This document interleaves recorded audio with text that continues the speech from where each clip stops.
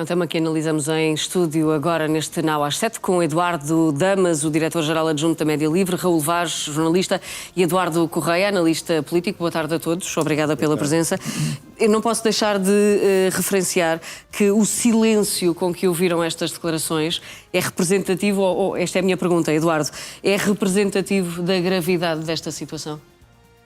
Sim, esta situação é de uma enorme gravidade e, infelizmente, faz parte de um ciclo de repetição insana dos ciclos de gravidade no SNS e que os partidos, nós no passado, nos últimos 10, 15, 20 anos, tivemos situações absolutamente idênticas. E o problema está, mais do que discutir, obviamente, isto tem que se discutir no plano da responsabilidade objetiva e política, ou seja, tem que existir o inquérito do Ministério Público, é obrigatório, da Inspeção-Geral das Atividades em Saúde, mas do Ministério Público é muito importante, e depois tem que ver o plano da responsabilidade política. E aí é fácil pedir a cabeça da Ministra da Justiça, como é óbvio, mas o Primeiro-Ministro, ele próprio, não está muito à vontade neste debate. Foi a equipa do Ministério da Saúde e do anterior governo foi constituída por pessoas que não eram escolha sequer da Ministra, foram politicamente impostas, como foi o caso de Cristina Vaz Tomé, que teve delegação de competências na matéria específica, no tema específico do INEM.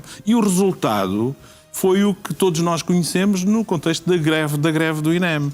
E depois essa senhora saiu do governo para o Parlamento, para a direção da bancada e agora saiu para a administração do metro. Portanto, o próprio Primeiro-Ministro, por isto e por outros erros politicamente muito sérios do meu ponto de vista, deve ser chamado a esta discussão. A decisão podemos achar, o Dr. Marcos Mendes acha que a direção executiva do SNS não é uma boa medida. Enfim, mas a questão objetiva é que ela avançou e, na verdade, a mera mudança é uma daquelas medidas que, para serem eficazes, teriam que ser deixadas numa lógica de funcionamento com segurança, previsibilidade, estabilidade e com um corpo legal que fosse bem. Aliás, o Presidente da República chamou várias vezes a atenção para isso. Mudou o governo. A medida acabou praticamente e esta direção do SNS executiva de facto está desaparecida em combate, mas não é de agora, é de há muito tempo.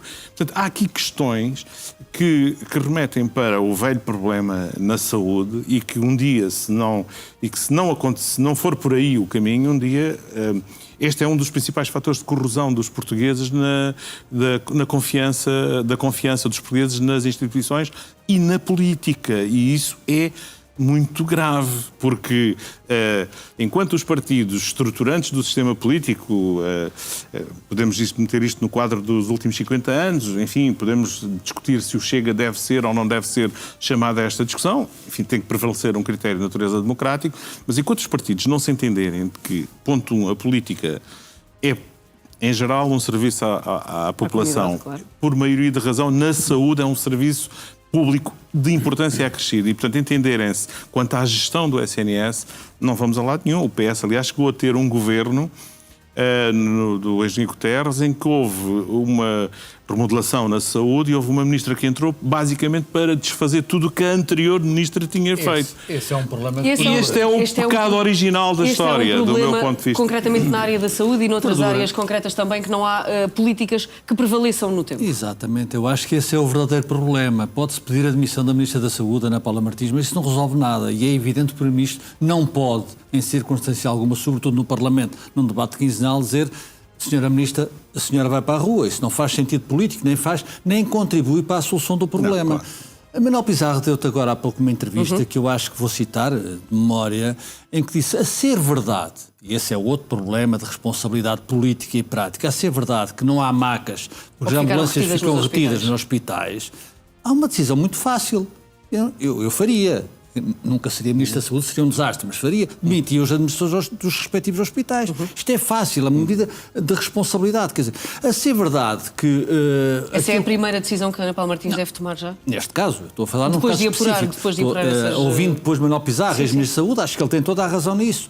Se o Presidente do INEM se escuda nesta questão de macas e ambulâncias e macas, bombeiros, isto não faz nenhum sentido. Mas o problema, como o Eduardo disse, não vem de hoje, vem de trás. O engenheiro Guterres, de facto, fez isso.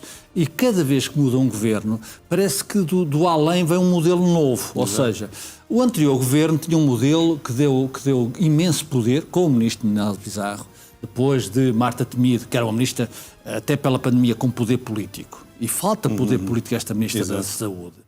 Mas com o ministro Manuel Pizarro, de uma forma articulada e coerente, deu muito poder à Direção-Geral do SNS. E havia um diretor-geral do SNS que tinha poder público. É preciso ter poder público. O poder político não é só de decreto ou não é só no ato eleitoral. É preciso exercê-lo publicamente. Esta ministra ou este governo quis prescindir desse diretor-geral do SNS. Eu acho que fez uma asneira difícil de corrigir. Porquê? Porque ou se adapta um modelo, ou se adapta um modelo com virtualidades e com resultados, ou não se adapta. Achas que Fernando Araújo devia ter continuado, pelo menos durante mais algum tempo, nesse cargo? Não tenho qualquer espécie de dúvida como cidadão. Quer dizer, não se pode mudar de modelo porque se muda do governo. A saúde é demasiado importante e é um setor muito difícil, talvez o mais difícil de gerir, para se estar a mudar de modelo em que se... Aliás, vem de trás também do Partido Socialista. António Costa chegou ao poder e acabou com as parcerias público-privadas, porque Marta Temido tinha um modelo diferente. Depois vem e agora tenta-se recuperar as parcerias público-privadas. O Hospital de Lourdes era qualificadíssimo. O Hospital de Braga era qualificadíssimo. Depois é claro que a esquerda também diz, mas estamos a pagar aos privados. O dinheiro é em favor daquilo que os cidadãos precisam. Seja privado, seja público. E com responsabilidade política. É evidente que o Primeiro-Ministro está sozinho neste combate e isto, obviamente, não mata, mas vai moendo. Mas o Primeiro-Ministro também se assume como o principal responsável por tudo, Eduardo. E tem de ser assim? Ou deve ser Patrícia, assim? Até porque, não esqueçamos, na sua versão contador de histórias, Luís Montenegro, quando era líder da oposição e queria afincadamente chegar ao governo, resolvia, nas suas palavras, os problemas da saúde em 90 dias. É sempre qualquer líder da oposição faz isso. Pois, mas o problema... 90 mais 90 menos 90. O problema não é 90 mais 90. O problema é que nós... Ele nunca disse isso. Deixa-me só terminar, por favor. Esta coisa de quereres debater comigo, eu faço muito gosto de debater contigo. Mas o que nós estamos aqui a comentar é Luís Montenegro e o Primeiro-Ministro. Foi essa a pergunta da Patrícia. Ora bem, Luís Montenegro, como líder de uma geração de políticos impreparados do ponto de vista da gestão, no fundo diz uma série de coisas. Aliás, hoje já resolveu o problema da saúde, porque vai, no fundo, comprar 275 viaturas. Por acaso, faz sentido tentarmos procurar, e os jornalistas devem fazer esse trabalho, a quem é que essas viaturas vão ser compradas. O problema é que o Estado está verdadeiramente... É um tema. É um tema. É um tema. Não vale a pena camuflar. É um tema. E é um tema importante que os jornalistas devem observar. Sim. O Estado está falido. E quanto tempo é que demoram a chegar? Portanto, há aqui uma série de tema da saúde é igual ao tema da justiça. Só que o tema da saúde mata. O tema da justiça mata devagarinho. Também e, portanto, mata. os dois temas centrais da responsabilidade do Estado, da segurança que fornece aos cidadãos, estão absolutamente falidos no tema dos processos, no tema da qualidade de gestão. Portanto, nós temos três aspectos centrais. Um é a credibilidade política, que está, quanto a mim, nas ruas da amargura e tem vindo a degradar-se governo após governo. É a falta de meios, efetivamente, a nossa capacidade, nomeadamente no centro e sul do país, está absolutamente sobrelotada e é a má gestão. E, portanto, enquanto não formos capazes de ter políticos credíveis, que falem verdade à população, que, no fundo, tenham a capacidade de fazer bem feito e de resolver os problemas e não tenham apenas, no fundo, doutoramentos em liderança de partidos políticos, que é o que nós temos. São todos doutorados em liderança de partidos políticos, todos doutorados em capacidade de eleger para a Assembleia da República, para as câmaras municipais, para o Governo. E depois, quando chega a altura de mostrar aquilo que são capazes, e nós estamos num período eleitoral, é muito importante que os portugueses percebam onde é que estão os contadores de histórias e onde é que estão aqueles que fazem bem feito, que têm capacidade de fazer. E, portanto, o nosso problema em Portugal tem sido entregarmos o poder e a capacidade decisiva e a gestão do Estado a quem não tem provas dadas naquilo que é a dificuldade de transformar processos, de alocar recursos e de gerir bem gerido o dia-a-dia. Com os titulares das pastas ou com os titulares dos organismos? Tem a ver com uma filosofia geral de funcionamento. Tem a ver com uma filosofia geral na forma como se trabalha na política e no Estado em Portugal. E por isso, hoje, nós temos a incapacidade do Estado português naquilo que é a sua maior responsabilidade, a segurança, a justiça, a educação e a saúde, de prestar um serviço adequado. Atenção, nós pagamos muito mais impostos do que os nossos pais pagavam. Muito mais, do ponto de vista da percentagem do rendimento que os nossos pais tinham. Temos rendimentos mais altos e temos, no fundo, muito mais impostos. Em determinadas matérias, nós somos hoje mais mal servidos do que eram os nossos pais na altura. Em determinadas matérias de serviço do Estado, atenção, em determinadas matérias de serviço do Estado, estamos aquém da qualidade do serviço que os nossos pais tiveram, continuidade que nós temos hoje. Significa isto que o orçamento de Estado, que a estrutura de funcionamento do Estado está mal entregue. E tem vindo a estar mal entregue e a degradar-se nas últimas décadas. E, portanto, isso leva-nos, finalmente, ao tema central, quanto a mim, que é o sistema político. Como é que nós somos capazes de alterar o sistema político de modo a garantir que pessoas mais bem preparadas estão dispostas a ir para a política e estão dispostas a assumir responsabilidades políticas? Estarão mesmo dispostas a ir para a política? A democracia, não concordo com o Eduardo. A democracia é um sistema felizmente imperfeito. Nós não podemos fazer da democracia escolher, inclusive, é o melhor, à exceção de um jogador para o futebol, para o ataque, para a ala esquerda ou para a ala direita. Não é possível. A democracia é, felizmente, um sistema imperfeito. Eu prefiro viver no nosso país que vivemos hoje do que num país que eu conheci dos meus pais, naturalmente. O Portugal está muito, muito melhor, com todas as imperfeições da democracia. Ou seja, os políticos são escolhidos em eleições livres pelos portugueses. E isso é um ato também de responsabilidade. É evidente que, concordo com o Eduardo, que obviamente que tem que haver mais perfeição política na questão do lidar da natureza, da arte, da política. Ou seja, eu acho que este governo, situando-nos no tempo de hoje, este governo tem um problema, o Primeiro-Ministro tem um problema. É que este governo é um governo de um homem só, praticamente. Não tem um número 2. Eu acho que nas circunstâncias que vivemos... Luís Montenegro está sozinho na liderança do governo, é isso? O número 2 do governo é o líder parlamentar do PSD. Aliás, hoje foi claro e evidente. E, portanto, isso... Tem sido sempre claro e evidente. Sim, mas é o número 2, obviamente, do governo. Eu hoje vi porque ouvi para vir aqui falar, vi o debate, e vi, por exemplo, uma pessoa tremendamente inteligente, que é o Ministro dos Negócios Estrangeiros, estava com um ar enfastiado. Exato, é verdade. Aliás, estava farto daquilo. Eu sei que as chancelarias e os problemas globais são muito mais importantes e muito mais desafiantes, admito, do que os problemas de ambulâncias e macas. Eu sei isso. Agora, é importante que este governo julgue, que o Primeiro-Ministro tenha a noção de que é preciso criar. Cavaco Silva nisso foi mestre, repare-se. Tinha um número 2 que era Fernando Nogueira e depois tinha alguns que competiam com Fernando Nogueira. Manuel Dias Loureiro, um deles. E agora não me lembro o nome, mas... Houve vários. E José Manuel Durão Barroso. Temos ministros fabulosos. Aliás, uma qualidade fabulosa. Isso depois também cria as raízes da sucessão num partido e numa sociedade. Quando Cavaco saiu, havia 3 candidatos com...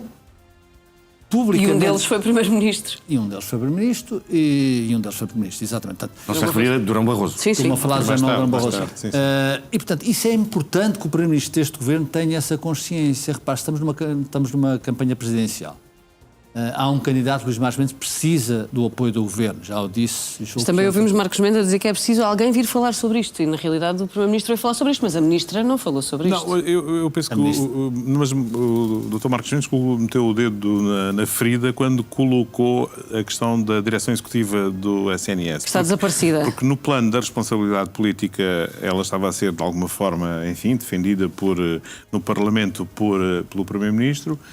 A Ministra não tinha que falar a menos que o Primeiro-Ministro a quisesse dar palavra e, portanto, empurrá-la para a fogueira política. Há pouco falaram do Ministro dos Negócios Estrangeiros, mas a Ministra da Saúde também estava com um semblante bastante difícil. Enfim, podemos interpretar de formas relativamente diferentes. Uns poderia estar amassado com o facto de estar a descer macas e outra podia estar, dando-lhe o benefício da dúvida, enfim, aborrecida pelo conteúdo dramático das mortes, etc. Enfim, não quero ir muito por aí pela interpretação da linguagem corporal, embora, de facto, concordo com o Raul em relação ao Ministro dos Negócios Estrangeiros e, de facto, isso pareceu-me muito entediado com a natureza do debate. Aborrecido. Agora, há esta questão que o Governo tratou com os pés, digamos assim, que foi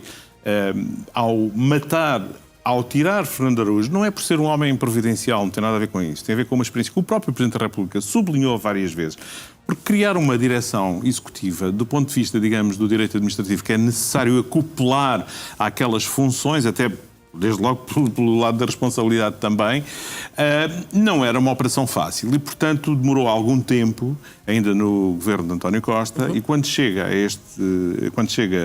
Luís Montenegro e o seu primeiro governo, a experiência estava verde ainda deste ponto de vista, mas tinha uma liderança que era reconhecida intra pares por toda a gente. E eu acho que aí está um pecado original de Luís Montenegro e da própria Ministra, que, por um lado, deram esse sinal de querer acabar com aquela liderança, até do ponto de vista mais cínico em termos políticos, isso é um erro, porque poderia ser sempre, sendo uma pessoa de outro partido, podia ser um bom corta-fogo, digamos assim. Esse é um argumento. Exato. É um falhanço. É um falhanço sob esse ponto de vista. E depois também isso exprimiu alguma arrogância política e a ausência de um modelo alternativo que até hoje não se vê onde é que estava. Na direção executiva, no INEM e naquele plano que foi vendido como o plano de emergência das 60 medidas, que na verdade criou uma expectativa excessiva e mostra-se que é um flop em várias frentes. Eduardo Damas, 10 segundos, Eduardo. O tema da corrupção, há pouco tempo, sim, a culpa claro, da saúde, da falência na saúde, era a corrupção dentro da saúde. Bom, não ouvimos ainda nenhum único resultado dessa comissão. À Ministra da Saúde, também ao Primeiro-Ministro, Eduardo Correia, Eduardo Damas, Raul Vaz, obrigada pela presença de todos.